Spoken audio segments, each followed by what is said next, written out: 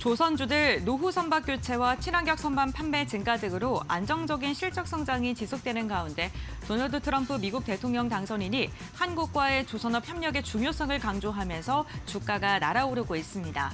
선박 엔진사들도 초호황기를 맞이하며 공장을 풀 가동하고 있는 상황인데요. 다만 대형 조선사부터 기자재까지 주가는 52주 신고가를 기록하며 주가의 위치가 다소 부담스럽다는 시각도 나옵니다. 조선 관련 기업들 계속해서 지켜봐야 될까요? 지금부터 알아보시죠.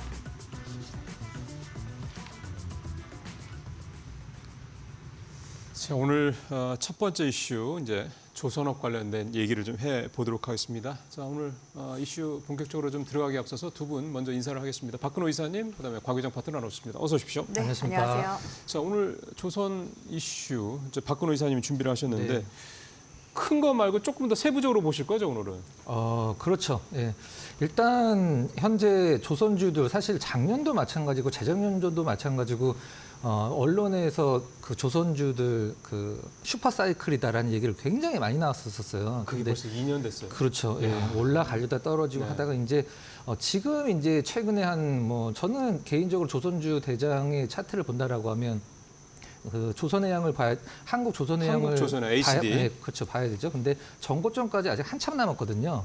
정고점이라는 게 2008년 그때 정고점 그렇죠. 얘기하신 거죠? 2008년도, 2011년도 고점까지 지금 2배 올라도 정고점이 안 되는 상황인데 일단은 앞으로 이제 어떠한 이유가 있어서 이 조선주들 그다음에 그 다음에 아랫단에 있는 엔진 기업들을 좀 살펴봐야 되는지 설명을 좀 드려보도록 하겠습니다. 네. 일단 뭐 슈퍼사이클이라는 얘기는 조금 더 지켜봐야지 알긴 하겠습니다만 일단 이게 엔진 업체들이 굉장히 좋은 기회가 오고 있죠. 그 이유는 우리가 이제 그 전기차가 생긴 이유가 그 탄소 중립이잖아요. 그렇죠. 근데 그 전기차의 탄소 중립이 이제 이 배들 선박까지 이제 옮겨오는 과정이 있는데 예, 그 초입이라고 보시면 될 것 같습니다. 네. 그래서 이 전기차들 같은 경우는 내연기관차를 그 이제 배터리와 모터로 바꾸지만 배는 아직 그걸 할 수는 없으니까 그 엔진 자체를 친환경으로 바꿔야 되거든요. 그래서 이제 국제 해사 기구라고 얘기를 하죠. IMO에서 사실 뭐 굉장히 오래된 얘기죠. 2020년도에 나왔죠. 니네들 배를 운행을 하는데 니네들은 이제 디젤 엔진에서 나오는 황을 얼마 이하로 줄여라. 안 그렇다라고 하면은 과징금을 매기겠다라고 했는데 그 과징금이 부담스러워서라도 이제 배를 좀 빨리 바꾸는 좀 경향이 있고요. 이런 분은 이제 새로 바꾸는 신조선 같은 경우에는 무조건 이 친환경 엔진을 장착을 해야 되기 때문에 엔진 업체들이 좀 기회가 되고 있는데요.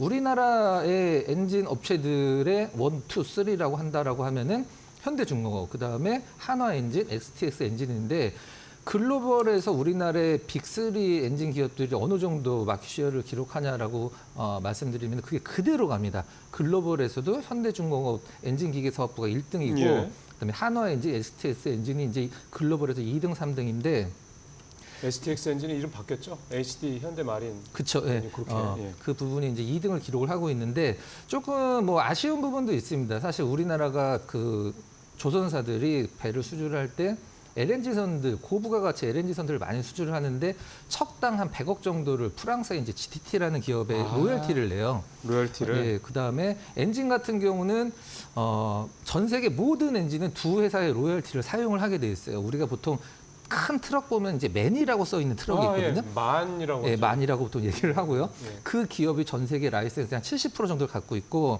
30%는 이제 윈지디라고 이제 스위스 기업인데 조금 더 아쉽게 그 윈지디는 이제 중국 지분이 굉장히 많이 차지를 하고 있거든요. 중국의 가장 큰 조선사라고 할 수 있는 CSSC 기업이 그 윈지디라는 그 스위스 기업을 이제 라이센스 갖고 있는 기업이 지분 한 30%, 70% 정도를 갖고 있는데 우리나라에서 어떤 엔진 기업들이 엔진을 만들더라도 그쪽 두 회사 중에 하나한테는 라이센스를 내야 되기 때문에 예. 로열티를 그 부분 좀 약간 아쉬운 부분이죠. 근데 제가 봤을 때는 이제 엔진이라는 건 배 가격이 1,000억이다라고 그러면 100억 조금 좀 넘긴 합니다만은 우리나라 엔진 만드는 기업들의 매출이 지금 현재 큰 폭으로 늘어나고 있고 가장 중요한 공장 가동률이 중요한데 네. 공장 가동률이 뭐 현대중공업 같은 경우는 140%가 넘을 정도로 그러니까 100%는 정상 조업이고 100%가 넘는다라는 것은 납기를 맞추기 위해서 수주를 너무 많이 해서 이제 야간이나 특근을 할 정도로 이제 지금 굉장히 화랑세다라고 보시면 될 것 같습니다. HD 현대중공업의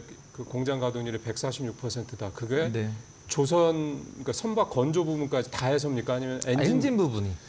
현대중공업의 엔진 부분만 네. 146%의 가동률이다. 그러니까 진짜 엄청나게 그렇죠. 공장을 돌리고 있다는 얘기예요. 하나엔진 같은 경우는 수주의 절반 이상이 중국 배들이거든요. 이 부분들이 상당히 좀 의미가 있죠. 중국도 엔진 사업을 굉장히 키우고 있는데 아직은 좀 기술력이 못 따라와서 하나엔진 같은 경우는 수주의 거의 절반이 중국 배들의 엔진을 만드는 것으로 지금 알려져 있습니다. 예. 그렇죠. 일단 선박 건조 자체에서는 뭐 경쟁사는 건 분명한데 걔네들이 배를 많이 만들 때 우리가 만든 엔진을 갖다 쓴다 그러면 또 이제 국내 엔진 업계한테는 수혜가 되는 거니까 이런 어떤 좀 모습도 명암도 좀 있긴 하네요. 자, 그렇다면 이제 이 관련주들 한번 쭉 살펴볼 필요가 있겠습니다. 고은별 앵커가 자세히 좀 설명을 해드리겠습니다. 네, 조선 기자재 관련 기업들 엔진과 함께 피팅 업체들까지 살펴보도록 하겠습니다. 조선사들의 수주 낭보 소식이 이어지면서 조선 기자재까지 매기세가 확산되고 있는 모습이 나타나고 있는데요. 대표적으로 한화 엔진 같은 경우에는 전일 4% 이상의 상승력을 보여줬고 장중에는 18,000원 선도 돌파하면서 신고가를 넘어서는 데 성공을 했습니다. 한화 엔진은 우선 매출액 중에서 선박 엔진 규모 자체가 96%를 차지하고 있고요. 3분기 공장 가동률은 98%를 넘어선 것으로 나타나고 있습니다. 외국인이 이 거래에 연속 유입되면서 외국인의 매수세도 들어오고 있고요. 어제 역시나 주가는 상승 마감하는 데 성공했습니다. HD현대 마린엔진 같은 경우에도 4.8%가량의 상승력을 보여주면서 전일 2만 원 선을 돌파하는 데 성공을 했습니다. 주가의 위치를 보게 되더라도 121선까지 수렴하는 상승 구간에 들어섰고요. 이달 중순부터 외국인의 매수세가 꾸준하게 유입되고 있습니다. 공장 가동률을 보게 되더라도 지난해 같은 기간과 비교했을 때 113%의 증가율을 보여주고 있고요. STX 엔진 같은 경우에는 2.8%가량의 상승률을 보여주면서 마감을 했습니다. 이 회사 같은 경우에는 방산 엔진과도 또 매출을 좀 많이 내주고 있는 기업인데요. 아무래도 MRO 시장에 우리나라가 미국 시장을 지금 선점하기 위해 힘을 쓰고 있는 만큼 그러한 수주 소식과 이야기가 전해질 때 STX 엔진 같은 경우 주가가 더 상승할 수 있는 레벨업을 기대해 볼 수 있을 것 같고요. 피팅 관련 기업인 태광과 성광밴드 같은 경우는 전일에 큰 변동성을 보여줬습니다. 특히나 성광밴드는 이 거래일 연속 강한 상승이 나타난 모습이었는데요. 21일가 전일 직전 거래일 같은 경우에는 장중에 두 자릿대 강세가 나타나다가 윗꼬리를 달면서 2%가량 상승하며 마감했고요. 태광 같은 경우에 최근에 주가의 추이 차트를 보게 되더라도 성광밴드와 굉장히 비슷한 움직임이 확인되고 있죠. 태광도 성광밴드가 상승폭을 반납하자 윗꼬리를 달면서 마감해주는 모습이 나타나고 있습니다. 다만 조선 기자재 관련 기업들 지금 너무 단기적으로 많이 올랐기 때문에 좀 부담스럽고 좀 조정 시에 접근해야 되는 게 아니냐라는 그런 이야기도 나오고 있는데요. 과연 전문가들은 어떠한 종목을 눈여겨보고 있을까요? 지금부터 알아보시죠. 자, 박근호 이사님은 선박 엔진 쪽 관련해서 어느 회사를 보고 계세요? 네, 엔진 관련 기업이 굉장히 많기 때문에 그러니까요. 사실 어떤 걸 할까 고민을 하다가 공통 분모가 무엇인지 한번 생각을 그렇죠. 해봤어요. 여기저기 그래서 다 해당이 되는. 그렇죠. 예, 엔진의 부품을 만드는 이제 실린더를 전문으로 만드는 케이프라는 기업을 좀 준비를 했는데요. 네. 아마 시청자 여러분들 중에 이제 매매를 하실 때 이제 케이프 증권이라는 곳을 사용하시는 분도 계실 거예요. 그 예. 케이프 증권이 같은 케이프라고 보시면 될 것 같습니다. 예. 네. 일단 실린더를 만드는 기업인데 선박용 엔진은 크게 이제 두 가지가 있습니다. 초대형 엔진, 아주 큰 컨테이너나 LNG선에 쓰이는 초대형 엔진이 있고요. 그걸 저속 엔진이라고 하고 그다음에 그 엔진이 또 하나 더 들어가는데 그건 이제 배에서도 전기를 많이 쓰기 때문에 발전용 엔진이 있는데요. 이 케이프 같은 경우는 큰 대형 엔진의 실린더를 만드는 기업이라고 보시면 될 것 같아요. 우리가 네. 보통 엔진이 작동하는 걸 보면 피스톤이 왔다 갔다 하는 통로가 있는데요. 그 통로를 만드는 기업이라고 보시면 될 것 같고 네. 그 실린더 라이너라고 보통 전문으로 얘기하지만 글로벌 1위라고 생각을 하시면 될 것 같습니다. 이게 이제 엔진이라는 건 한번 만들면 사실 우리가 자동차 같은 경우는 실린더를 특별히 교체를 하진 않지만 선박 엔진은 5년에 한 번 정도 이제 실린더를 교체를 하거든요. 네. 그래서 한 번 정도 만들어서 그 배에다가 납품했다라고 하면 다시 교체할 때 이 케이프의 실린더를 다시 쓰게 되는 거죠. 선박의 평균 수명이 한 25년 정도라고 했을 때 한 5번 정도 교체되는 소모성 부품이라고 보시면 될 것 같고요. 네. 어디랑 그 거래를 하는지 한번 알아보면 네. 전 세계 1위이자 우리나라 국내 1위 현대중공업 그다음에 말씀드렸듯이 국내 2위가 전 세계 2위고 1위고 우리 양궁처럼 똑같은 거죠. 한화 엔진, 그다음에 현대 마린 엔진, 그다음에 해외 엔진 업체 쪽으로 많이 납품을 하고 있는데 일단 뭐 KF 증권 쪽이 상반기에 좀 좋지는 않았기 때문에 이 전체적인 실적이 좀 약간 다운사이징이 됐긴 했습니다만은 하반기에 이제 조선업의 수주와 더불어서 이제 하반기에 실적 개선 내년까지 갈 걸 예상을 하고 있고요. 일단 그 하나 좀 약간 깔고 가는 게 있죠. KF 같은 경우는 이제 금융주 성격이 좀 약간 강하긴 한데 연말에 배당이 한 6% 정도가 보통 기대가 되는 기업이라 지금 가격은 특별히 뭐 리스크하다라고 보기는 좀 약간 힘든 상황이고요.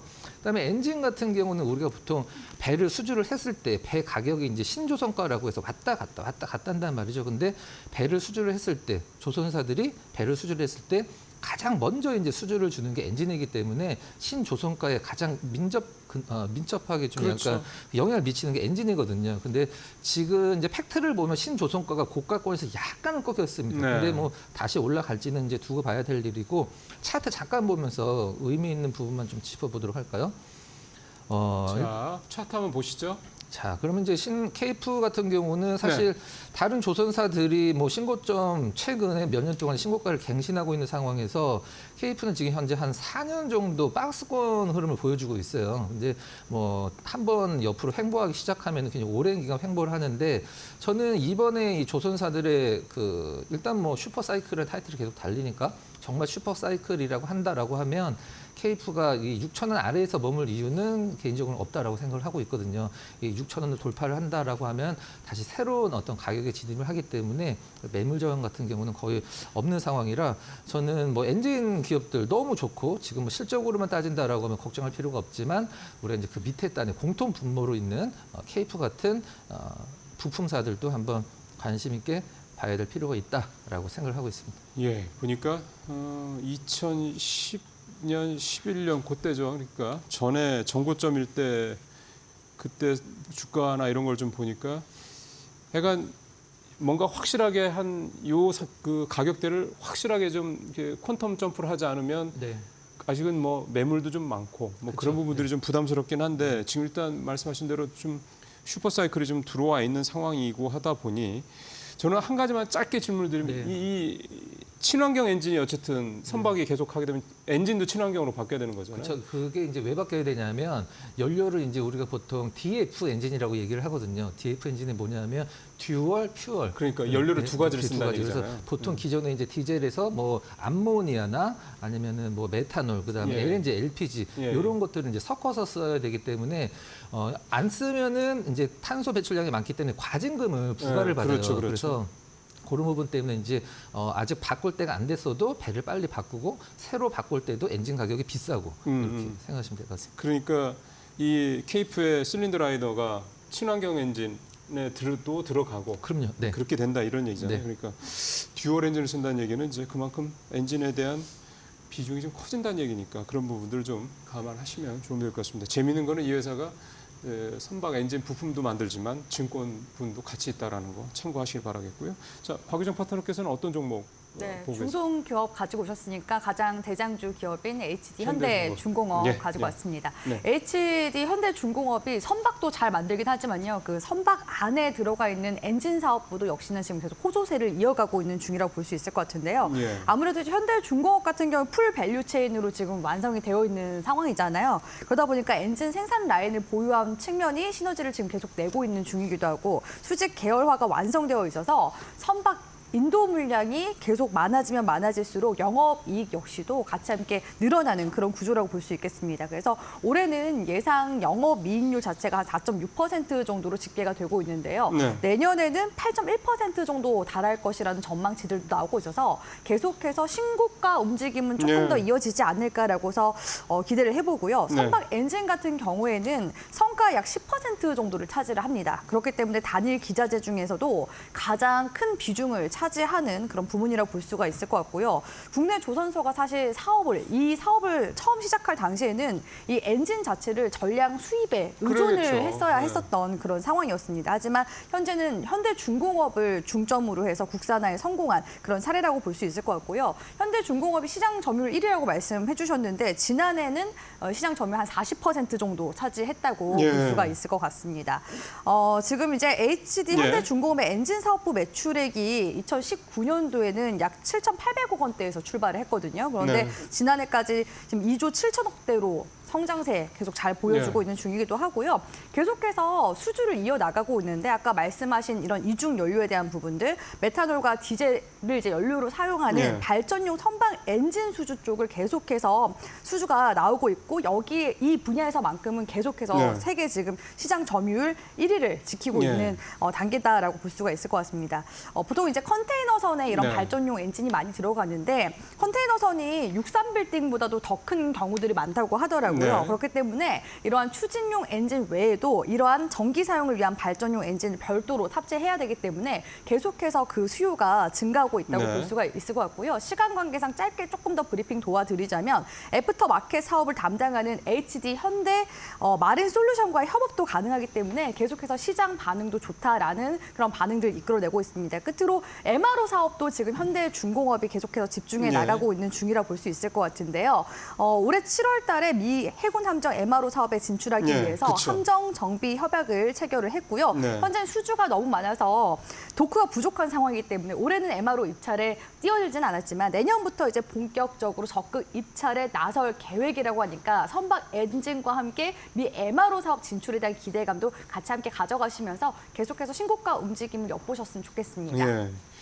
현대중공업도 잘 만드는데 이제 그 안에 있는 마린 솔루션도 엔진을 하는 회사니까 이 좀 둘 사이의 역할 분담, 협업 이런 부분들 이게 잘 되면 좋겠다 생각이 좀 드네요. 예, 여기다 사실 현대중공업 같은 경우는 이제 진짜 미국 함정 정비 이 MRO까지 있어서 여러 가지로 좀 커버리지가 넓어진다라는 생각이 좀 분명히 듭니다. 자, 오늘 첫 번째 이슈 조선 쪽, 특히 조선 엔진 쪽 관련해서 현대중공업, 케이프 두 회사 알아봤고.